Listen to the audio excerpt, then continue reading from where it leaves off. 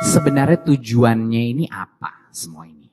Kalau tujuan daripada sekolah penggerak tidak terlihat hasilnya di dalam profil siswa-siswinya, berarti itu artinya tidak berguna. Jadi kita sebenarnya mau menciptakan manusia seperti apa? Sekolah penggerak ini harus menciptakan manusia seperti apa? Ada 6 profil pelajar Pancasila.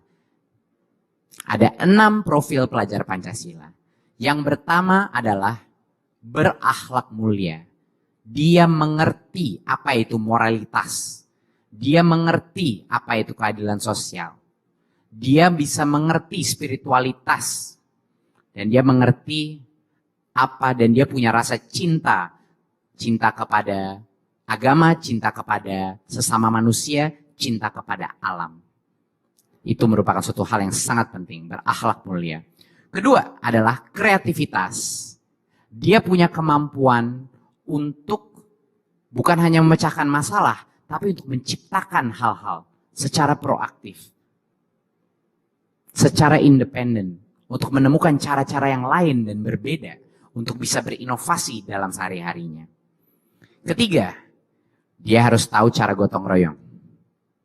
Dia harus tahu cara berkolaborasi dan bekerja sama dengan sesama muridnya, dan pada saat dia keluar di laut terbuka dengan sesama manusia.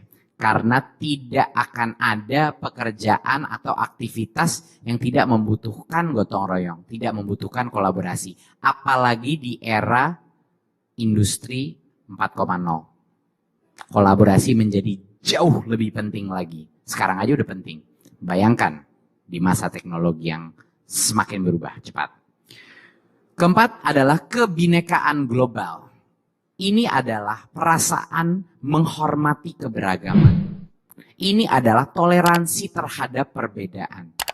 Ini juga artinya dia bisa menerima dan menghormati keperbedaan tanpa rasa judgment, tanpa menghakimi, dan tidak merasa dirinya dia atau grupnya dia atau kelompoknya dia lebih baik dari yang lain. Itu artinya kebinekaan global. Dan bukan hanya di level Indonesia sebagai negara dia, tapi juga dalam tingkat dunia. Dalam tingkat dunia. Karena dunia ini menjadi semakin kecil, informasi dan pengetahuan menjadi semakin besar, bisa diakses dimanapun. Sehingga kebinekaan global itu menjadi suatu hal yang penting dan harus menjadi aspirasi sistem pendidikan kita. Karena kita akan bersaing di masa kini dan masa depan, kita akan bersaing di panggung dunia, bukan hanya di Indonesia.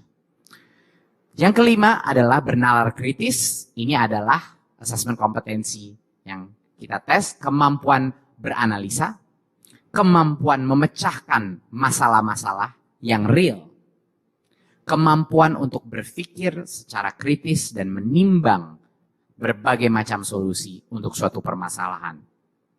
Dan yang terakhir adalah kemandirian. Seberapa independen siswa-siswi kita? Apakah mereka terdorong dengan motivasi di dalam hatinya dia? Apakah harus terus didorong dari luar atau eksternal? Kemandirian bertumpu dari yang namanya growth mindset, yaitu suatu filsafat bahwa saya ini bisa menjadi lebih baik kalau saya terus berusaha. Sehingga saya ingin terus mencari informasi lebih banyak, saya harus bekerja keras karena saya bisa menjadi lebih baik. Ini adalah kunci daripada mindset untuk kemandirian siswa-siswi kita.